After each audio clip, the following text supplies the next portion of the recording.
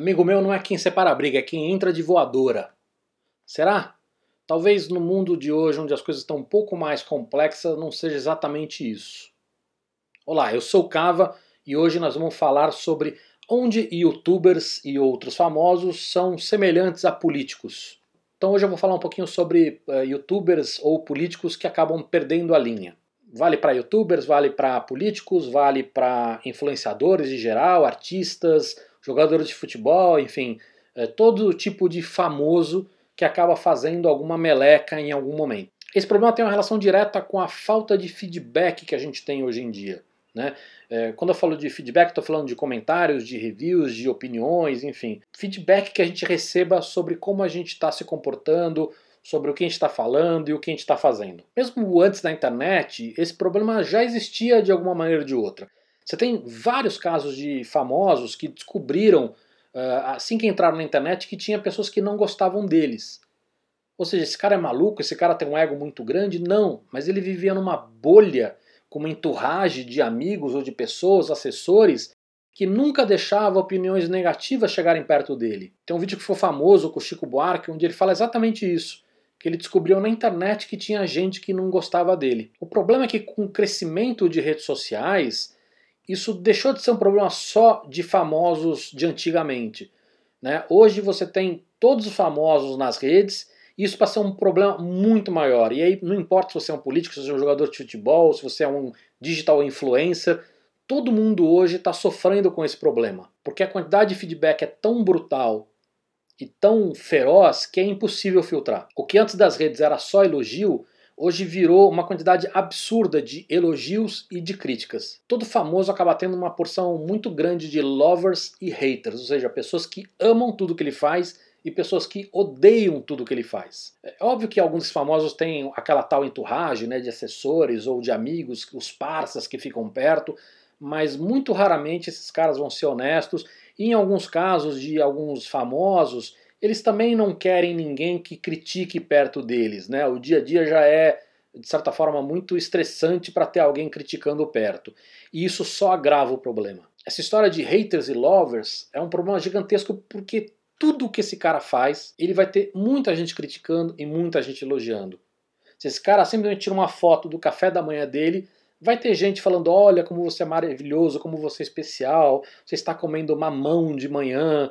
E ao mesmo tempo vai ter um cara que vai chamar ele de nazista porque ele está comendo mamão de manhã, ou porque tem um monte de criança na África passando fome, enfim. Fica impossível de fazer esse filtro. E hoje ainda tem um agravante que é a história da polarização, né, de esquerda e de direita. Então se esse famoso é entendido como alguém de esquerda ou alguém de direita, você vai ter naturalmente o outro lado atacando esse cara, ou defendendo esse cara se for do mesmo lado, pelas coisas que ele está fazendo ou que ele está falando. E se tudo que ele faz tem uma quantidade muito grande de hater que critica, inclusive as coisas mais bobas que ele faz, né, não dá para esse cara escutar esses haters. Ele vai ter que abstrair, porque se ele ficar prestando atenção nesses comentários, nessas críticas, ele vai ficar louco. Então só dá para esse cara escutar os lovers. Só que os lovers passam a mão na cabeça de tudo que ele faz. Absolutamente tudo que ele faz é maravilhoso, é correto, é certinho. Então fica impossível saber quando ele fala uma merda, porque os haters de sempre vão criticar e os lovers de sempre vão elogiar. E é uma quantidade brutal, então ainda que você tenha gente de bom senso falando alguma coisa que ele deveria escutar, como é que ele filtra isso? Como saber se esse cara não é um lover ou um hater? Aí junta isso o fato de que muitos desses famosos têm um problema natural para lidar com o ego.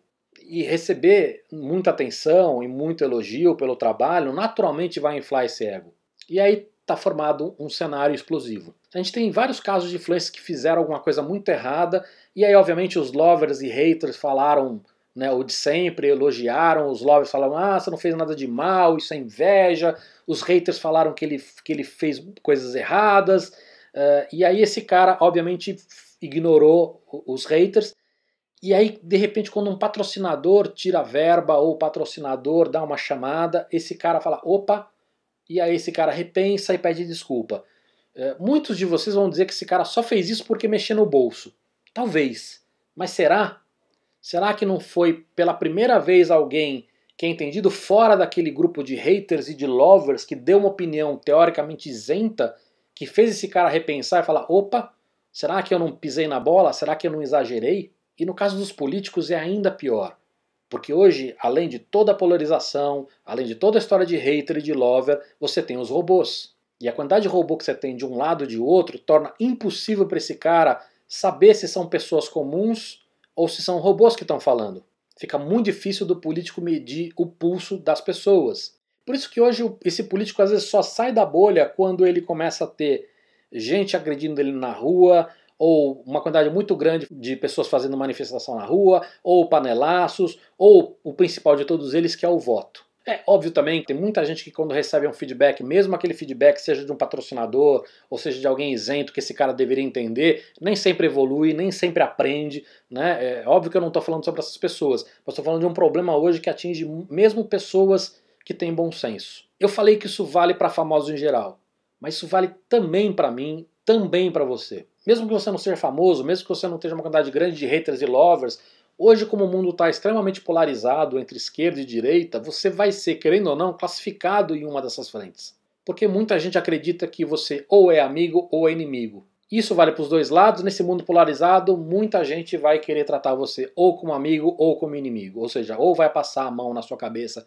por tudo o que você fala, ou vai te agredir, não importa se você está falando alguma coisa certa ou não. Então mesmo para pessoas comuns como eu e você, está muito mais difícil ter um feedback ponderado, para saber se a gente pisou na bola, se a gente fez algo errado, se a gente passou do limite. Então ainda que esteja cada vez mais difícil, se cerque de pessoas de confiança para te dizer a verdade. Óbvio que, como eu falei, amigo acaba sendo aquele cara que entra de voadora, por uma questão de carinho, de amor.